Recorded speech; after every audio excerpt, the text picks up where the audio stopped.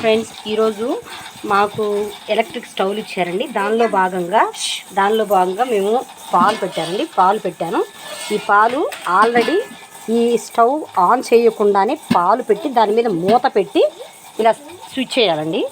ఇక స్విచ్ చేస్తున్నాను చూడండి. స్విచ్ చేయాలి. అప్పుడు దీనిలో ఇలా వస్తుంది అనమాట. అప్పుడు మనం ఇక్కడ ఆన్ బటన్ ఉంది కదండి, దీన్ని ఆన్ చేయాలి. ఆన్ చేసినప్పుడు ఇక్కడ ఆన్ అని వస్తుంది చూడండి. ఇక్కడ ఆన్ వచ్చినప్పుడు మనం మిల్క్ పెట్టాం కాబట్టి ఈ బటన్ నొక్కాలి.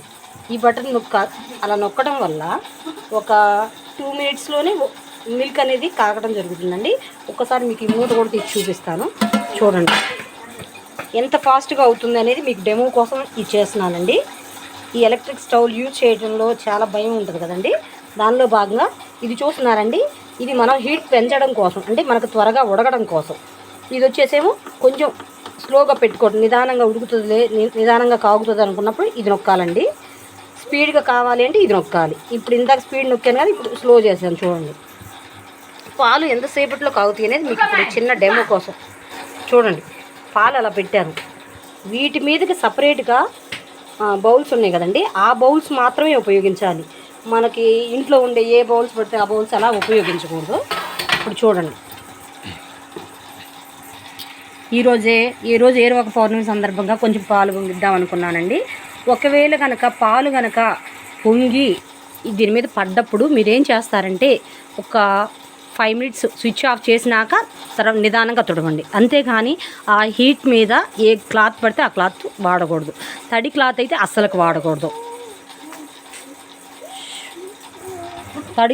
వాడకూడదని చూస్తున్నారండి.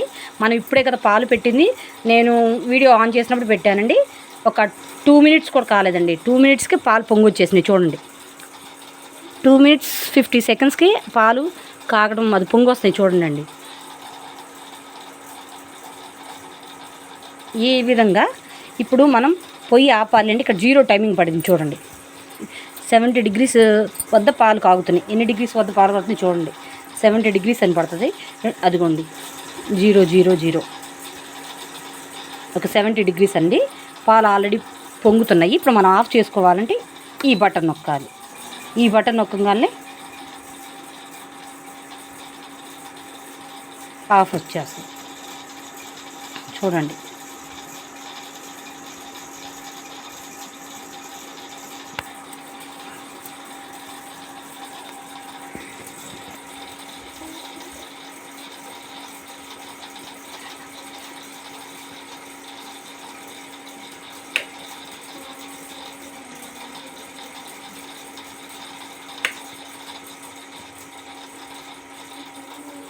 ఇక్కడ ఇది ఆన్ ఆఫ్ అండి. ఆ సౌండ్ వచ్చినప్పుడు మనం ఇట్లా ఆపేయటం వల్ల సౌండ్ ఆగిపోద్ది. ఇప్పుడు ఆన్లో ఉన్నట్టు కనిపిస్తుంది కదండి.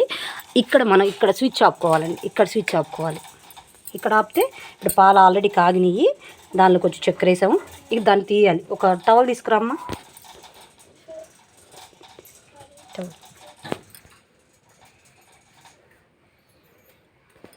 ఇదిగోండి ఫ్రెండ్స్, ఇప్పుడు నేను చెప్పాను కదండి, స్టవ్ ఆఫ్ చేసాము. ఇదిగోండి పాలు తీయించేసాను. అంటే పాలు కాగటం అయిపోయింది అనమాట.